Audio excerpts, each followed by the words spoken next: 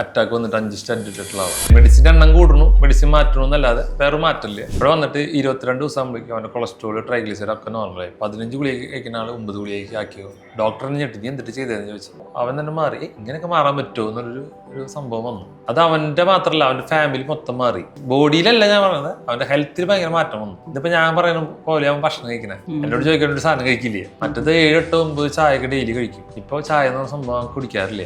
Life style എന്ത് ഭക്ഷണം കഴിക്കണം, എങ്ങനെ കഴിക്കണം എന്നുള്ള കാര്യങ്ങൾ കറക്റ്റായിട്ട് പഠിപ്പിച്ചോളൂ. ഇപ്പോൾ അവന്റെ ഒരു കോൺഫിഡൻസ് എന്ന് പറഞ്ഞാൽ ഇപ്പൊ ഒരു 1-2 മാസത്തിനുള്ളിൽ തന്നെ ഈ മെഡിസിനും കൂടി നിർത്താൻ പറ്റുന്ന കോൺഫിഡൻസ് അവന് കിട്ടി. ഇതൊരു വലിയൊരു കാര്യമല്ല ശരിക്കും പറയുകയാണെങ്കിൽ. ഇപ്പോൾ നോക്കിക്കഴിഞ്ഞാൽ അറ്റാക്ക് വന്ന ആളുകൾ ഒരിക്കലും മെഡിസിൻ നിർത്തിയതായിട്ടുള്ള ആരും കേട്ടിട്ടുണ്ടാവില്ല. ലൈഫ് ടൈം മെഡിസിൻ കഴിക്കുന്ന ആളുകളെ കൂടിക്കൊണ്ടിരിക്കുകയാണ്. എല്ലാവരും കൺസെപ്റ്റ് എങ്ങനെയാണ്, ഇപ്പൊ നമ്മുടെ വീട്ടിൽ കറണ്ട് പോയി കഴിഞ്ഞാൽ നമ്മൾ അടുത്ത വീട്ടിൽ നോക്കും. അവിടെ കറണ്ട് പോയിട്ടുണ്ടെങ്കിൽ ഓക്കെ, നമുക്ക് സമാധാനമായിട്ട് ഇരിക്കാൻ തോന്നും. ഇതേപോലെ തന്നെയാണ് നമ്മൾ നോക്കുമ്പോൾ ആരെടുത്ത് ചോദിച്ചാലും ഇത് വന്നു കഴിഞ്ഞാൽ ഒന്നുമില്ല, ഞാൻ മരുന്ന് കഴിക്കുക, ലൈഫ് കൊണ്ടുപോകാൻ നല്ല കാര്യങ്ങൾ തന്നെയാണ് എല്ലാവരും പറഞ്ഞുതരാം. അപ്പൊ ഇതെല്ലാവർക്കും നമുക്ക് അങ്ങനെ വന്ന് നമ്മൾ അങ്ങനെ തന്നെയാണെന്ന് വിചാരിക്കുക. പക്ഷെ ഇതിന്റെ അപ്പുറത്ത് ഫുഡ് ഹാബിറ്റുകൾ, ലൈഫ് സ്റ്റൈൽ മാറ്റി കഴിഞ്ഞാൽ ഇതിനൊക്കെ ഇമ്പ്രൂവ്മെന്റ്സ് ഉണ്ടാക്കിയെടുക്കാൻ പറ്റുന്ന കാര്യങ്ങൾ ഈ വെൽനസിലൂടെ വന്നാലേ നമുക്ക് മനസ്സിലാക്കാൻ പറ്റും.